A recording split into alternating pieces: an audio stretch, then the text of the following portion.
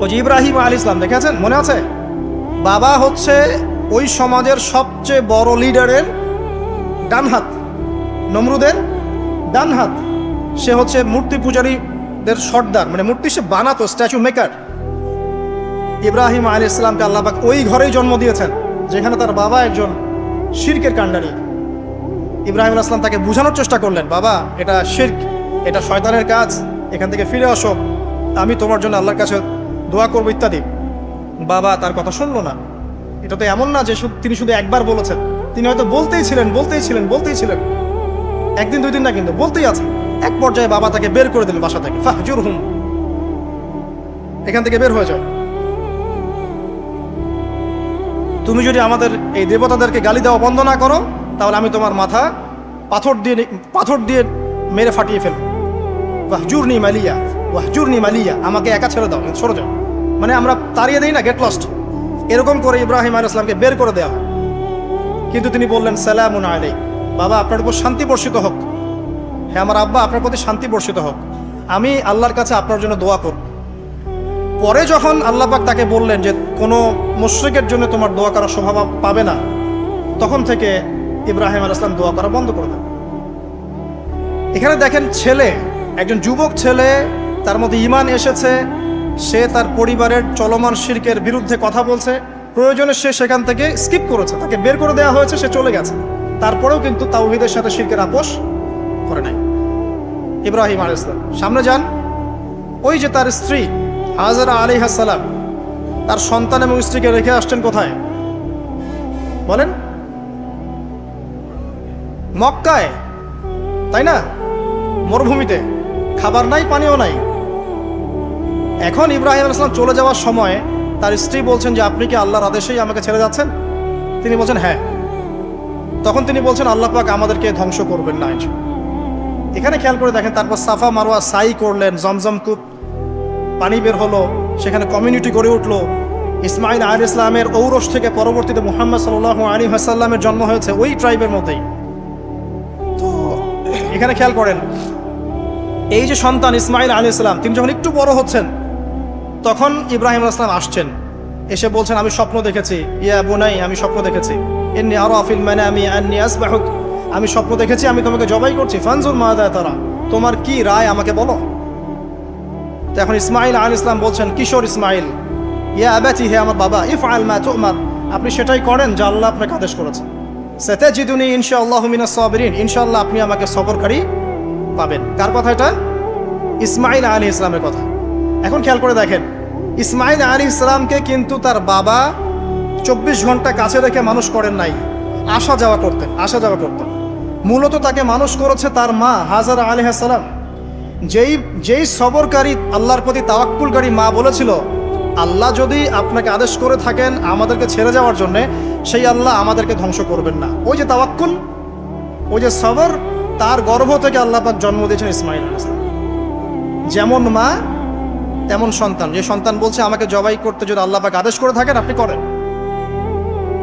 তো ঘরের মধ্যে স্ত্রীরা, আমাদের ঘরের স্ত্রীরা যদি হাজেরা আলাইহিস সালামের মতো না হতে পারে, সবরকারিনী এবং আল্লাহর প্রতি তাওয়াক্কুলকারিনী, আমাদের বোনেরা, আমাদের মায়েরা যদি হাজেরা আলাইহিস সালামের মতো সবরকারিনী হতে না পারে, আল্লাহর প্রতি তাওয়াক্কুলকারী হতে না পারে, তাহলে তাদের গর্ভ থেকে কশ্চিন কালেও ইসমাইলের জন্ম হবে না। কথা বুঝতে পারছেন? তাদের গর্ভ থেকে কশ্চিন কালেও ইসমাইলের মতো সন্তানের জন্ম হবে না এবং ইসমাইলি প্রজন্ম গড়ে উঠবে না। এজন্যই আপনি তাকিয়ে দেখেন, ম্যাক্সিমাম পরিবারের সন্তান এখন বেলাইনে চলে গেছে। কারণ কি জানেন? মায়ের সমস্যা আছে। শুধু বাপেই সমস্যা থাকে না, মায়েও সমস্যা থাকে। মায়ের ফিতরাত সন্তানের মতো চলে আসে।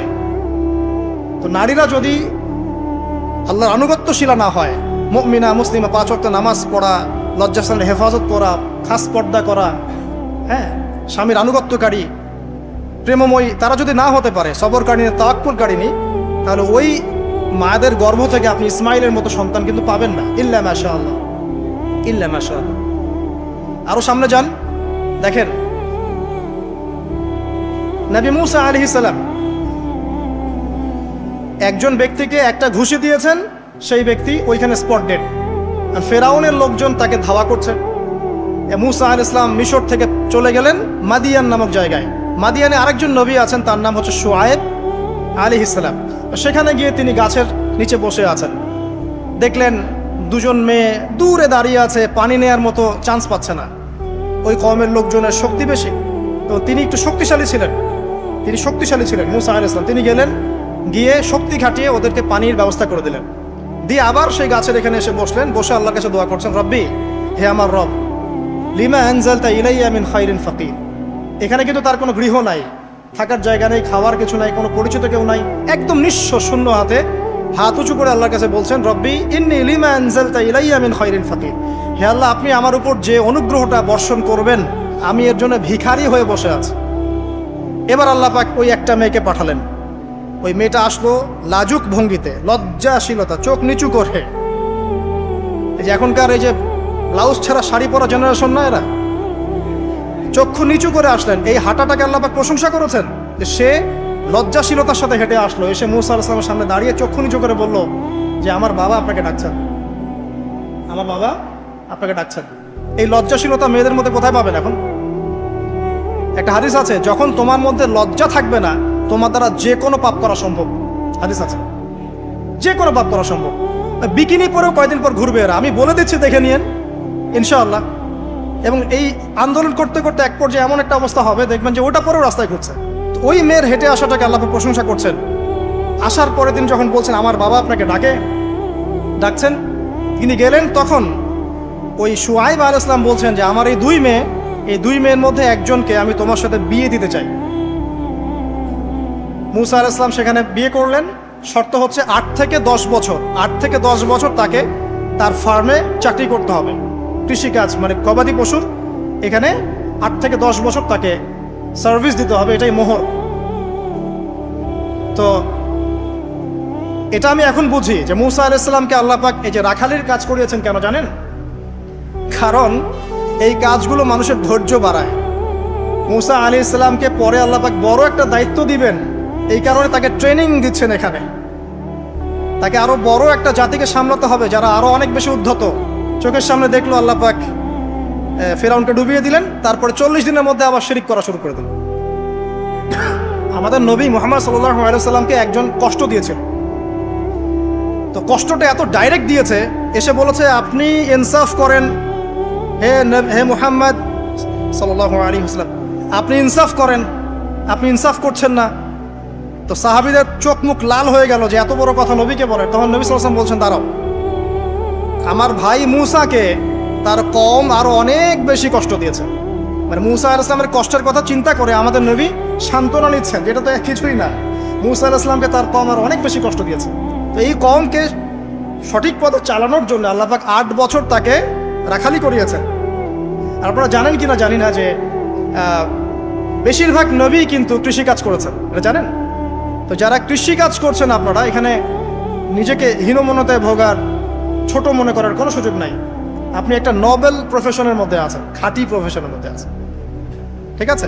তো দেখেন, এবার মুসা আলাইহিস সালাম একজন ভালো গার্ডিয়ান পেলেন, তার নাম শুআয়ব আলাইহিস সালাম। সেখানে বাড়ি পেলেন, সেখানকার জামাই, তিনি চাকরি করছেন, মানে তার সবকিছুই অনুকূলে। ওই যে দোয়া কিন্তু কবুল হয়ে গেল। সতী পুত পবিত্র একটা মেয়ে আল্লাহ পাক তাকে দিয়ে দিলেন। কারণ মুসা আলাইহিস সালাম ছিলেন অনেস্ট, মুসা আলাইহিস সালাম ছিলেন একজন সৎ ব্যক্তি, অনেস্ট, যিনি কখনো অশ্লীল কোনো পথে পা বাড়ান নাই। ঠিক তেমন একজন মেয়েকে আল্লাহ পাক তার জীবন সঙ্গিনী করে দিলেন। তাই আমাদের শিক্ষা হচ্ছে, আমরা যদি নিজেদেরকে পবিত্র রাখতে পারি, তোমাদেরকে বলছি, ইনশাআল্লাহ তুমি তোমার জীবনে পুত পবিত্র নেককার স্ত্রী পাবে। কিন্তু তোমরা যদি এখনকার এইসব প্রলোভনে পড়ে জেনা, মদ, পর্ন, হাবিজাবি সব কিছুর মধ্যে ঢুকে যাও, মাদক ইত্যাদির মধ্যে, পুত পবিত্র নারী আসবে না। দেখবা যে এমন নারী তোমার জীবনে আসছে যে নিজেও পবিত্র না। আর কিফা কিরম আল্লাহ পাক ব্যালেন্স করেন সবসময়, ইল্লা মাশাআল্লাহ। শুধু তাই নয়, শুআয়ব আলাইহিস সালামের মতো একজন গার্ডিয়ান তিনি পেলেন, যিনি তাকে দিনের পথে হেল্প করলেন। পরবর্তীতে মুসা আলাইহিস সালাম নবী হলেন। এখান থেকে একটা প্রমাণ আছে, দলিল, সেটা হলো বাড়ির গার্ডিয়ান যদি দিনদার হয়, শুআয়ব আলাইহিস সালামের মতো সাপোর্টিং হয়, পরিবারবর্গকে দিনের জন্য সাপোর্ট করছে, সেই পরিবারের মধ্যে শান্তি আসবে ইনশাআল্লাহ। এবং সেই পরিবারের যুবকরা সৌভাগ্যবান, যুবতীরাও সৌভাগ্যবান, সেই পরিবারের সন্তান সন্ততি তারা সৌভাগ্যবান। তাই পরিবারের গার্ডিয়ান যারা আছেন, আজকের খুতবা শুনছেন, আপনারা সাপোর্টিভ হন, পরিবারকে দিনের ক্ষেত্রে সাপোর্ট দেন। একটা ভালো প্যারেন্টিং করেন, মানে সন্তানদেরকে সুন্দর প্যারেন্টিংসের মধ্যে নিয়ে আসেন। আসুন সামনে যাই, এবার একটু কনক্লুশনের দিকে যাচ্ছে, আসেন। তো কোরআনের পরতে পরতে এরকম দলিল আছে। আরও দেখবেন ইয়াকুব আলাইহিস সালাম মৃত্যুবরণ করছেন, সন্তানদেরকে ডেকে বলছেন যে আমার পরে তোমরা কার ইবাদত করবে। মানে তিনি কনসিয়াস যে আমার পরে বাচ্চা কাচ্চারা আবার যেন বিভ্রান্ত হয়ে না যায়, তোমরা কার ইবাদত করবে ডেকে বলছেন।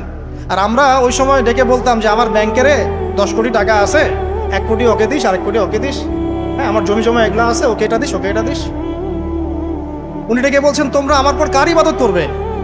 সন্তানরা বলছে আমরা এক আল্লাহর ইবাদত করব, যার ইবাদত আপনি করেছেন, আপনার পিতাও করেছেন। সচেতন গার্ডিয়ান। সামনে যান, আপনি দেখবেন ইউসুফ আলাইহিস সালাম, যিনি যে জেলখানায় বন্দী হলেন, পরে মিশরের খাদ্যমন্ত্রীর দায়িত্ব পেলেন, তার বাবা ইয়াকুব আলাইহিস সালাম কাঁদতে কাঁদতে চোখ অন্ধ হয়ে গেল। দেখেন যখন ইউসুফ আলাইহিস সালাম তার ভাইদেরকে বললেন এই যে রুমালটা, এই রুমালটা নিয়ে যাও আমার বাবার চোখের উপরে দিবে, ইনশাল্লাহ সে দৃষ্টিশক্তি ফিরে পাবে। এটা পড়েন নাই মনে হয়, সূরা ইউসুফের মধ্যে আছে। এই রুমালটা যখন আমার বাবার চোখের উপর দিবে তখন সে তার দৃষ্টিশক্তি ফিরে পাবে। তখন ওই রুমালটা যখন তারা বহন করে নিয়ে আসছেন, অন্ধ ইয়াকুব আলাইহিস সালাম তিনি বলছেন যে আমি দূর থেকেই ইউসুফের গন্ধ পাচ্ছি। সূরা ইউসুফ আর জুলাইখার প্রেম কাহিনী নয়। সূরা ইউসুফ হচ্ছে তার পিতা ইয়াকুব আলাইহিস সালাম এবং এই যে তার ছেলে ইউসুফ আলাইহিস সালাম, তাদের মধ্যে ভালোবাসার কাহিনী। এটা ভালো করে পড়েন, ভালো করে বুঝবেন। এখানে পিতার সন্তানের ভালোবাসাকে বোঝানো হয়েছে। এত ভালোবাসেন তিনি সন্তানকে। এখান থেকে শিক্ষা কি? শিক্ষা হচ্ছে পিতাদেরকে সন্তানদেরকে ভালোবাসতে হবে, আদর করতে হবে, কাছে থেকে বোঝাতে হবে। সবসময় শাসনের লাঠি ঘোরানো যাবে না। সন্তান যদি হোঁচট খায় তার হাতটা ধরতে হবে, ধরে বলবে বাবা কি হয়েছে, আমি তো তোমার সাথে আছি। মা কি হয়েছে, হতাশ কেন হচ্ছে, আমি তোমার সাথে আছি। একটা রেজাল্ট খারাপ হচ্ছে তো কি হয়েছে, আমি তোমার সাথে আছি। বাবা নামাজ পড়ো, বাবা কোরআন তেলাওয়াত করো, আল্লাহকে ডাকো, আল্লাহ তোমার সাথে আছে। ওকে কনফিডেন্স দিতে হবে। যখন পিছন থেকে সন্তানরা কনফিডেন্স পাবে, এই সন্তানরা বড় হয়ে আত্মবিশ্বাসী হবে। আর পিছন থেকে যখন আপনি তাকে সবসময় শাসন করতে থাকবেন, জুলুম করতে থাকবেন, এ বড় হয়ে আপনাকে বৃদ্ধাশ্রমে পাঠাবে না তো কোথায় পাঠাবে? সন্তান থেকে ভালোবাসতে হবে। এটা বলে রাখি, এখানে দেশে আবার 30টা বৃদ্ধাশ্রমও আছে। ইসলামে বৃদ্ধাশ্রমের কোনো জায়গা নাই। আর এখন আমি চলমান একটা পত্রিকা রিপোর্ট দেখলাম গুগলে, নাম করা পত্রিকা, নাম বলছি না। তারা বলছে এখন বৃদ্ধাশ্রম সময়ের দাবি। বৃদ্ধাশ্রম এখন সময়ের দাবি, নাউজুবিল্লাহ। আর ইসলাম বলছে সবচেয়ে সেরা অধিকার দিবে মাকে, তারপরে মাকে, তারপরে মাকে, তারপর বাবাকে। মায়ের পায়ের নিচে জান্নাত, বাবার সন্তুষ্টিতে আল্লাহর সন্তুষ্টি, এগুলা ইসলাম বলছে। আর এখনকার সভ্যতা আমাদেরকে বলছে যে বৃদ্ধাশ্রম এখন সময়ের দাবি। ইউসুফ আলাইহিস সালামকে যেভাবে ভালোবাসতেন তার বাবা, সন্তানকে ভালোবাসুন। আমাদের নবী মুহাম্মদ সাল্লাল্লাহু আলাইহি ওয়াসাল্লাম মানুষকে যত ভালোবাসতেন, এর কারণ কি জানেন? ছোটবেলা থেকেই তাকে খুব ভালোবাসা দিয়ে মানুষ করা হয়েছে। তার মা তাকে ভালোবাসতেন, তার দুধ মা তাকে ভালোবাসতেন, তার দাদা আব্দুল মুত্তালিব তাকে সাথে করে নিয়ে ঘুরতেন, কাবার সামনে বসাতেন, বসিয়ে বলতেন তার নাম হচ্ছে মুহাম্মদ, প্রশংসিত। এই নামটা তখন আরবে কেউ রাখতো না। আমার এই নাতি, আমার এই ছেলের ছেলে ইনশাআল্লাহ এ বড় হয়ে নেতা হবে, এই কথা বলতেন। তাকে আত্মবিশ্বাস দিতেন। এমনকি তার দাদার ইন্তেকালের পর তার চাচা আবু তালেব মুসলিম না হয়েও সুদীর্ঘ সময় পর্যন্ত ভাতিজাকে সাপোর্ট দিয়েছেন। এই সাপোর্ট দেয়, কনফিডেন্স, এগুলো খুব ইম্পর্টেন্ট। এগুলোর ঘাটতি যখন হবে তখন এই যুব সমাজ পরিবারের সদস্যরা ফেড আপ হয়ে যাবে, মানসিক কষ্টে ভুগবে, মাদকের কাছে যাবে, অন্য একটা মেয়ের কাছে যাবে, পর্নে যাবে, আপনার মিউজিক্যাল ইনস্ট্রুমেন্টের কাছে যাবে। ঠিক আছে, আমরা শেষ করছি। এখান থেকে একটা শিক্ষা হচ্ছে যে আমাদের পরিবারের সদস্যদেরকে ভালোবাসা এবং তাদের প্রতি কনফিডেন্স দেয়া, তাদেরকে আল্লাহর পথে চলতে সাহায্য করা। ইনশাআল্লাহ দেখবেন যে তারা আপনাকে সম্মান করবে, আপনাকে একজন বন্ধু মনে করবে, যে না আমার পাশে কেউ আছে, আমি একা নই, এমনটা ফিল করবে।